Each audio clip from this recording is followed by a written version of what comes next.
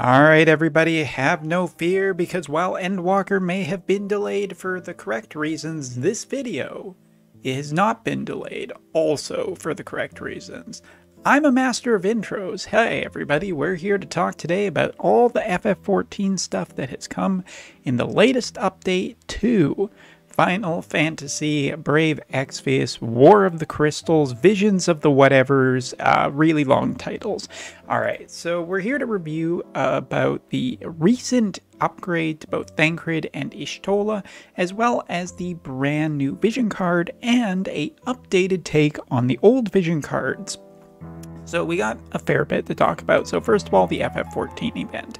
For anybody who is wondering about what has essentially come back, essentially very little.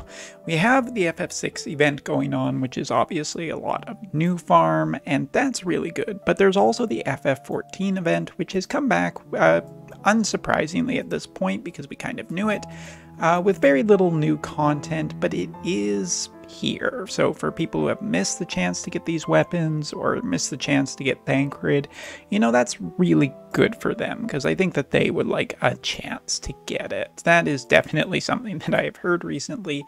As for the login bonuses, you can essentially get an idea here. Global, your login bonuses may vary, but regardless, this is basically what you're looking at. Quite a bit of what is required to complete Thancred's EX is available here, especially if you already have him at level 99, then there's just a fair amount of good rewards here. Getting Thancred into a maxed out state will not be impossible. As a matter of fact, probably going to be pretty easy. So that's great news for anybody who's involved. And before we get into the characters, because the characters are, you know, the thing that everybody wants, and you gotta make people wait a little bit for it, although if you're watching on YouTube, hey, you can scrub forward. For anybody who is curious, this is probably the major talking point, this brand new Vision card, which is a pretty damn good one. This is one of the best rated Vision cards on the JP side right now, immediately after it has come out. And I think that, well, if on Global you are looking for a chance to get these Vision cards, well, there is of course a step up for the new Vision card. There's also a couple of step ups for the old Vision card. I believe on this one here, you have a chance to get one of the two Vision cards off of it, the UR ones. There's one for that. There's also this one for paid that'll give you 1 in 3, basically. You know, it guarantees you one of these 3 UR Vision cards if you feel lucky and willing to part with 2,000 paid lapis. There you go. But as for the new Vision card, is the new Vision card good? Well, I've already answered it. Yes, it really is. This Vision card is straight up really strong. Unit effects will get about 10% attack and a increase of darkness resistance of 10%, which is pretty solid in, you know, crowding out dark units, just because it is a unit effect, so they're getting that bonus. You are losing a little bit of critical, but that's fine if you're just getting all of these other bonuses.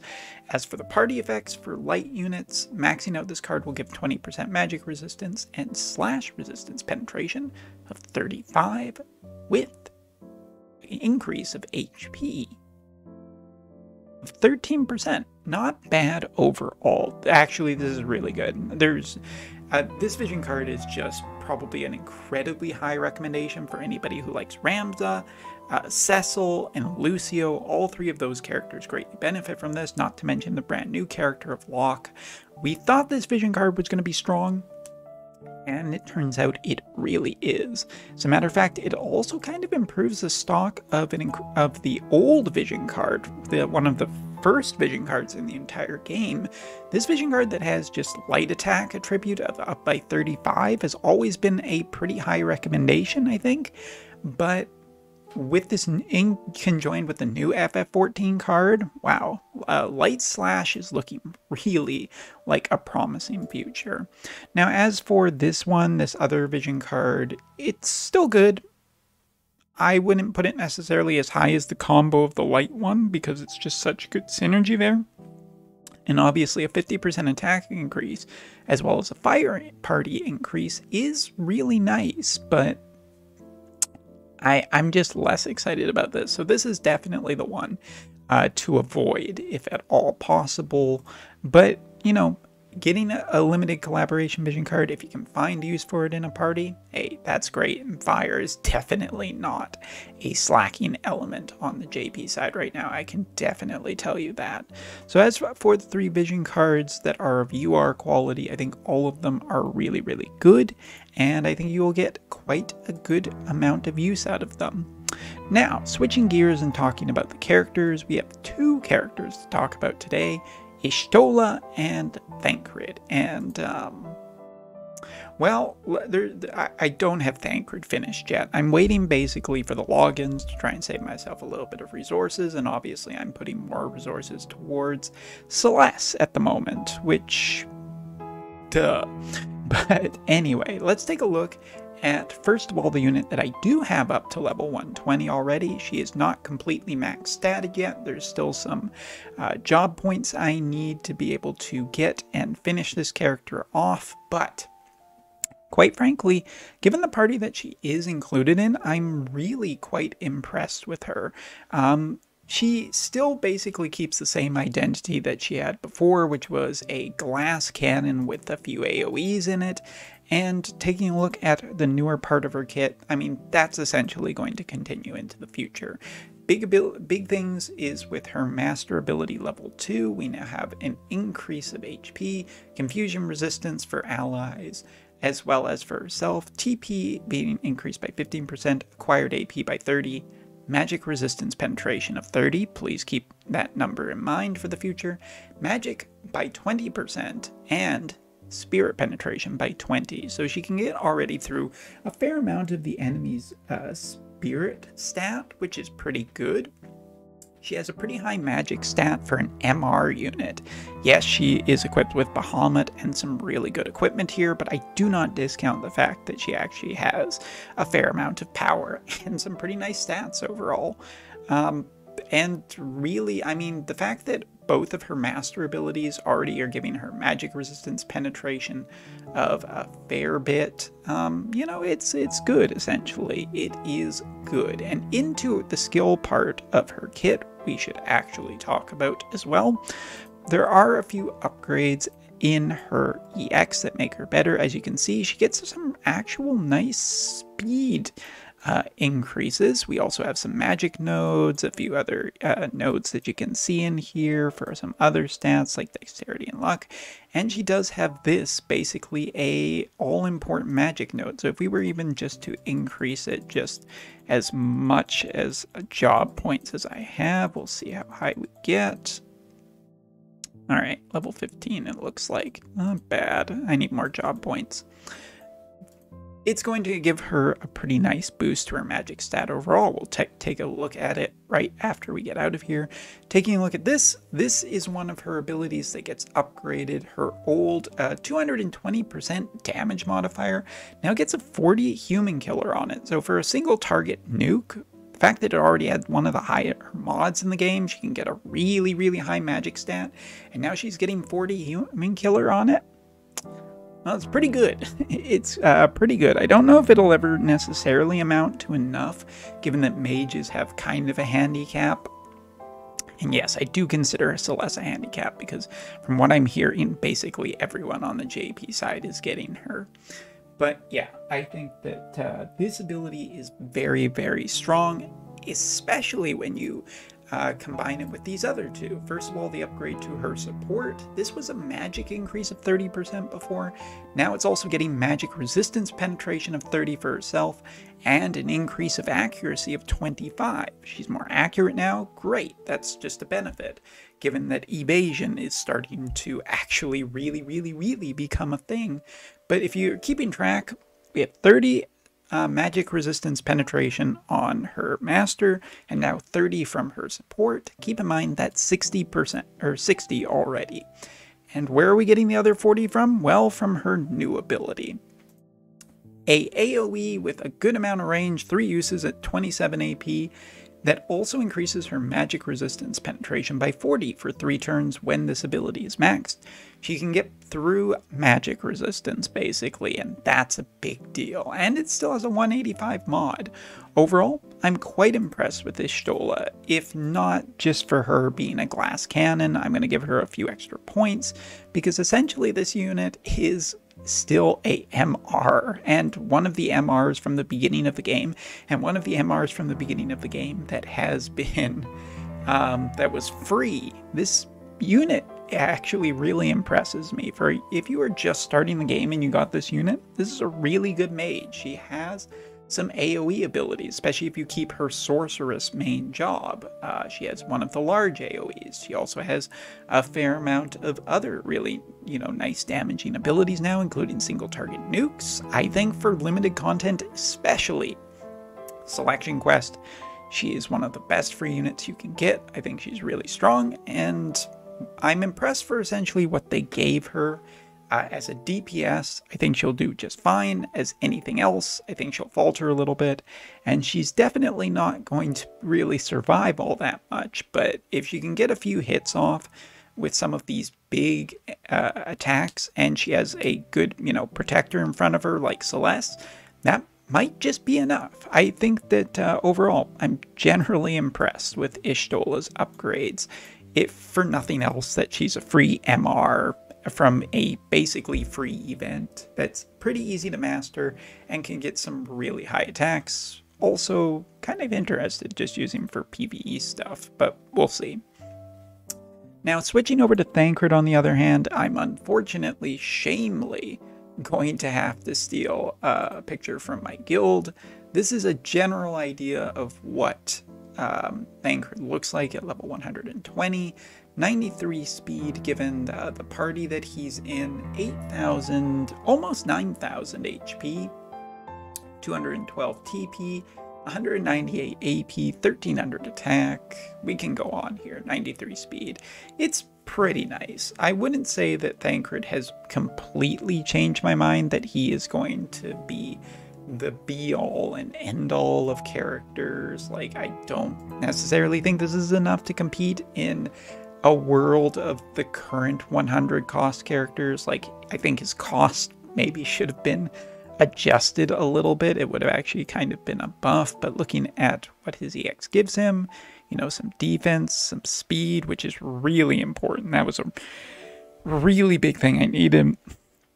Attack nodes and whatnot. Every day we stray a little bit further from the tank that he is probably supposed to be.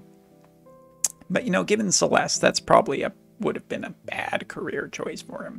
Now, essentially, as people have noted, his master ability did get essentially upgraded with an extra 50 attack, not 150 attack, but as we can see, he can still reach the pretty high amounts of attack that you would kind of expect from a bit of an upgrade, and a 50 upgrade is, it's not nothing, right? It is still a fair amount. Here, let's just, while we're here in the middle of a video, let's just buy these nodes. There we go. But yeah, attack nodes and whatnot. So what does he get for abilities that upgrade? Well, first of all, his consumes own HP ability that reduces damage taken by 50% for 3 times for himself. Well, the HP cost is gone now.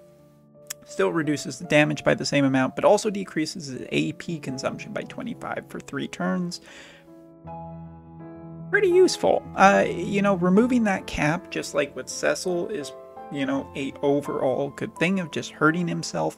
Now he's just essentially, a more of a bruiser. That's kind of the overall review of Thancred. Less tank, more bruiser, probably going to see some success with that. Especially when you consider the fact that here, he's getting upgraded on his missile resistance, which is still 15%, but it gives him a 40 of defense penetration, which is not a small amount and definitely brings him more in line with current units. As for his weapon, the Lion Blade Replica has also got improved to have 20 defense penetration as well. So if you think about it, right here we essentially have 60 in total. That's really good for a current DPS, and it will give Thancred a little bit of more oomph with his attacks. Speaking of oomph, his new ability, which is a AoE, not as much range as Y'shtola, but okay. Basically, 30 defense decrease for 3 turns to targets in range, 3 uses on this, 26 AP, and a 165 mod. Not crazy, but I think it's generally enough for one specific reason. Thancred is effectively a free unit from this event. I don't think that's unfair to say, but more than that, I think that Thancred here, also with the two FF14 vision cards, it's probably enough. I'm already thinking that, you know, a character like, for instance, if we go down to what my current light team looks like, is going to be changing a fair bit because of the 2 new because of the FF14 vision cards, more towards light slash, less away from light magic, because Lucio is just really good. Ramza is basically at this point confirmed to be getting his EX in the very near future. Elsie will also be getting her EX, and Thancred with his EX makes a really strong light slash team. And hey, guess what? We could sub any of these guys out for Locke at 120 and do really well. You know, Locke with the kind of TMR upgrades towards evasion will make him a nice light slash evasion character, and all of this is just really good. So I'd say that Thancred is not a disappointment. I'd say that he actually ended up getting a fair EX. I'm still curious whether or not the majority of his kit is too slow, but the new ability and the abilities that are increased are good ones to take him more in the direction that he was kind of going since the last time we saw this event. And yes, he is wearing Eris's dress, just in case anybody was wondering. You didn't miss that. He is really just a bruiser brawler character, and that might be enough for him. The damage reduction is a pretty nice thing. He can deal some damage out really well with the 2 new vision cards, and I'm just kind of repeating myself. I don't think he's incredible. I don't think either Y'shtola or Thancred are completely incredible. Thancred, a lot of his kit is still too old, but the stuff that has been improved and some of the newer equipment and whatnot, and some just in general his upgrades, he can probably work really well on a light slash team. But that's not to say that I don't think that newer light slash characters are probably going to be better. I do think that Elsie's EX will be better than him. I think that Ramza's EX will probably be better for him, if for no other reason than Elsie has more recover tools, and all she really needs is just to become more tankier and do more damage, and she'll be fine. Lucio is insanely good already, and kind of is a free newer Thancred that is just still better in my opinion. Ramza can do buffs, and Locke can evade, and that 5th spot, you kind of still want Yuna, just because of speed and healing, which is really important still to kind of have on a team. There is I will say this, given how nothing these 2 characters could have gotten, they got decent upgrades that will make them more useful in the general direction. Y'shtola, probably for PvE, and selection quest definitely, and Thancred, just on a light brawler team, provided that you are going to get these new FF14 vision cards, or the old one and the new one maxed, and there you go. So yeah, that's my overall impressions of the FF14 units. Pretty impressed. So globalers who are really, you know, who are pulling for Thancred, I'll give you a little bit of hope, because I actually think it's pretty solid. Just pretty solid. Let's take a look at those stats again. Pretty good. Elf cloak and belts, huh? Anyway, thanks for watching. Take care. See you next time.